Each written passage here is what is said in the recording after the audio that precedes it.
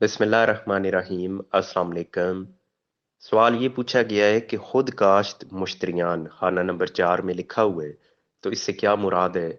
मुश्तरियान से तो मुराद ये है कि मुश्तरी यानी आप खरीदार हो। एक हो तो मुश्तरी लिखा होगा, मुश्तरियान लिखा हुआ है यानी एक से ज़्यादा है। और खुद काश्त जहाँ भी लिखा हो खाना नंबर 4 में, तो उसका मतलब यही है कि जो मालिकान है वो खुद इस रकबे को काश्त कर रहे हैं। अगर आपने ये रकबा रेंट पे दिया हुआ है, किराए पे दिया हुआ है, फिर तो उन लोगों के नाम आएंगे जिन्होंने इसको किराए पे ले रखा है। लेकिन अगर आप खुद इसको काश्त कर रहे हैं तो फिर यहाँ आपको टर्म मिलेगी खुद काश्त की। अब यहाँ जो मुश्तरी हैं वही काश्त कर रहे होंगे, तो इसलिए उन्होंने खुद काश्त मुश्तरियान लिख दी है। नेक्स्ट ये पूछा है कि बेवा, बांजियां और चचाजाद यानी एक शख्स फोत हुआ है, उसकी बेवा मौजूद है, उसकी बहन की बेटियां मौजूद हैं, और मुतवफ़ी फौत होने वाले के कज़न मौजूद हैं, चचा के बेटे मौजूद हैं, तो जायदाद किसको मिलेगी? तो जनाब उसकी जायदाद का चौथा हिस्सा तो मिलेगा बेवा को, क्योंकि औलाद नहीं थी। औलाद हो तो आठवां मिलता है। जो बांजियां हैं वो ज़ाहिर में तो करीब के रिश्तेदार हैं, बहन की बेटियां हैं, लेकिन ये जायदाद उनकी तरफ नहीं जाएगी, बल्कि जाएगी चचाजाद की तरफ, जो मुतवफ़ी का कज़न बन रहा है। अब इसकी वजह क्या है, तो इस पे मैं पहले डिटेल से बात कर चुका हूँ। शेयरर्स, रेजिड्यूरीज और डिस्टेंट किंडर, इनको डिफाइन करके कि किसको शेयर मिलता है और क्यों मिलता है और किसको नहीं मिलता। आगे जनाब पूछा गया है कि बेटियां हैं, बेवा है और बहन भाई हैं। यानी शख्स फोत हो गया है, उसकी बेवा मौजूद है, उसकी बेटियां मौजूद हैं और उसके बहन भाई मौजूद हैं।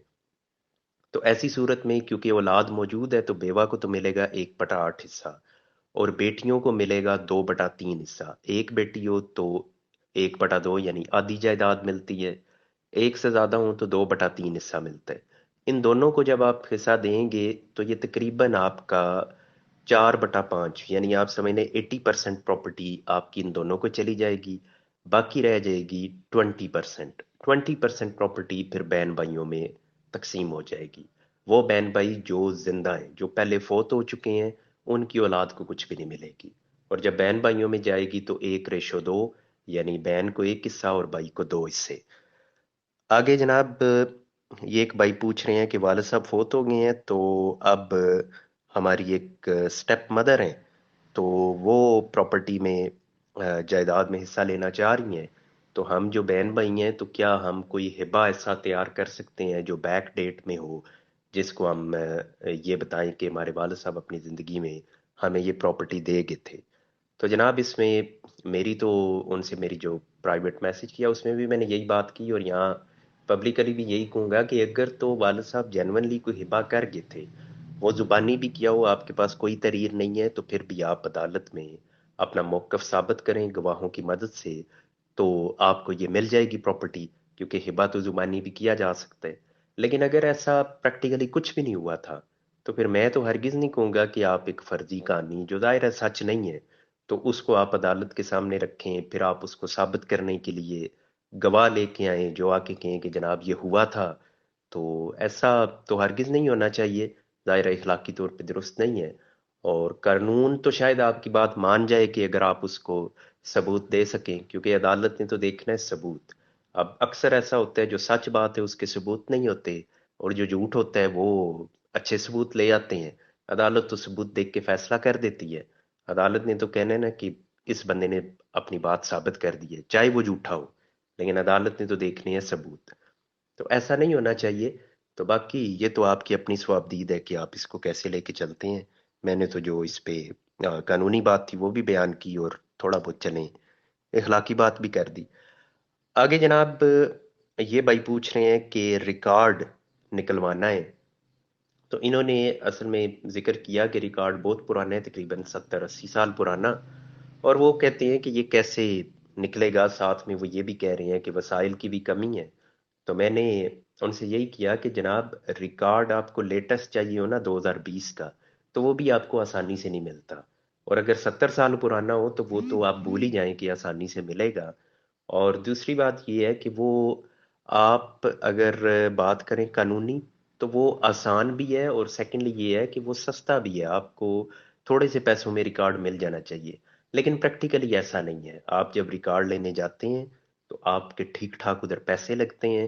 مطلب کوئی بھی چلا جائے، ایون ہم وکلاء صاحبان بھی جب جاتے ہیں تو ریکارڈ روم میں جو مطلب ریکارڈ کیپر ہے، وہ ان کے کان تو ہوتے ہیں آپ کی باتوں کی طرف، اور ان کی آنکھیں ہوتی ہیں آپ کے ہاتھوں کی طرف کہ یہ دینے کیا لگے ہیں. تو جب آپ کچھ دے کے تو پھر انہیں کام بولیں گے تو پھر چلیں آپ کو کچھ مل جائے گا. اگر آپ ویسے کہیں گے کہ آپ نے نقل فارم دیا ہے اور اب آپ کو ریکارڈ وہ مل جائے، تو وہ آپ بھول جائیں. مطلب ان کے پاس آگے سے مطلب بہت بہانے ہوتے ہیں کہ جناب ریکارڈ ملا نہیں، ادھر ہے ادھر ہے، کیونکہ آپ ڈیپینڈ کر رہے ہوتے ہیں ان کے اوپر. ریکارڈ آپ خود تو نہیں جا کے اٹھا سکتے، دینا تو انہوں نے ہے. تو جب آپ کا اتنا پرانا ریکارڈ ہو پھر آپ کو بہت زیادہ ڈیٹیل چاہیے ہوتی ہے. تو جتنی زیادہ ڈیٹیل آپ کو چاہیے، جتنی زیادہ آپ کو جمع بندیاں چاہیے، انتقالات چاہیے، تو اتنے زیادہ نوٹ آپ کے پاس ہونے چاہیے. یہ فیکٹ ہے. قانون پہ آپ ابھی جا کے ڈی سی سے بات کریں ریکارڈ چاہیے، وہ کہے گا جناب یہ تو مسئلہ ہی کوئی نہیں ہے، جناب آپ کا حق ہے، آپ کو ملے گا، لیکن آپ لے کے دکھائیں. یہ صرف میں بتاتا ہوتا ہوں کہ وہ جو کہتے ہیں ہاتھی کے دانت کھانے کی اور دکھانے کی اور، جو دکھانے والے ہیں وہ دانت وہ ہیں جو قانون میں لکھے ہیں، اور جو کھانے والے دانت ہیں وہ بہت تیز ہیں اس محکمے کے. تو اس لیے اصل استعمال وہ ان دانتوں کا کرتے ہیں جو کھانے والے ہیں اور وہ نظر نہیں آ رہے ہوتے. آگے جناب یہ ایک بھائی پوچھتے ہیں کہ آبائی گھر ہے اور وہ چھوٹے بیٹے کو مل گیا ہے، تو اس کے بارے میں آپ کیا کہتے ہیں؟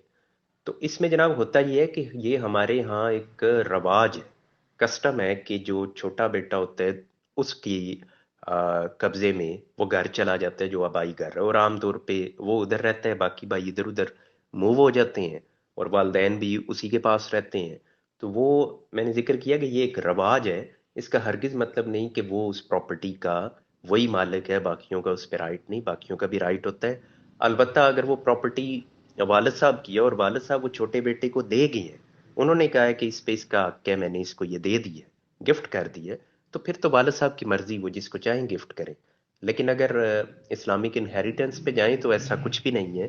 یہ میں نے ذکر کیا رواج ہے، یہ قانون نہیں ہے. آگے جناب یہ پوچھا گیا ہے کہ خسرہ کی تقسیم کرانی ہے.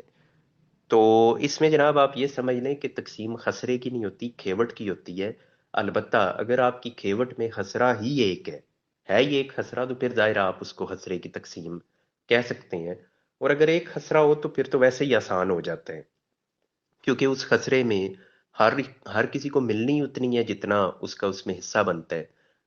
یہ گڑبڑ تو تب ہوتی ہے جب ایک کھیوٹ میں زیادہ خسرے ہوں، تو پھر ایک بندہ آ کے بیٹھ جاتا ہے کسی ایک زمین پہ اگر وہ قیمتی ہے، تو وہ کہتے ہیں جی یہ جناب ہماری خاندانی تقسیم ہوئی تھی، اس میں مجھے یہ خسرہ دیا گیا تھا، باقیوں میں میرا کچھ بھی نہیں ہے، وہ ان لوگوں کے ہیں، میرا یہ ہے. تو پھر تنازع پیدا ہوتا ہے. اور اگر خسرہ یہ ایک ہے تو پھر آپ کی 10 مرلے ہے تو آپ کو 10 مرلے ہی ملنی ہے. زیادہ سے زیادہ یہ ہو جائے گا آپ کہیں گے کہ نہیں مجھے مشرق سے نہیں، مجھے مغربی سائڈ سے چاہیے، یا مجھے روڈ پہ چاہیے. تو اس طرح کا تو چلے بات ہو جاتی ہے، ادروائز اس میں ایشوز کافی کم ہوتے ہیں. آگے جناب یہ پوچھا گیا ہے کہ اسٹیٹ لینڈ، ایک بھائی صاحب یہ پوچھ رہے ہیں کہ اسٹیٹ لینڈ یعنی حکومت کی زمین ہے، اس کے اوپر قبضہ ہے تو کیسے چھڑایا جائے. تو پہلی تو بات یہ ہے کہ جناب یہ حکومت کی زمین ہے تو حکومت جانے.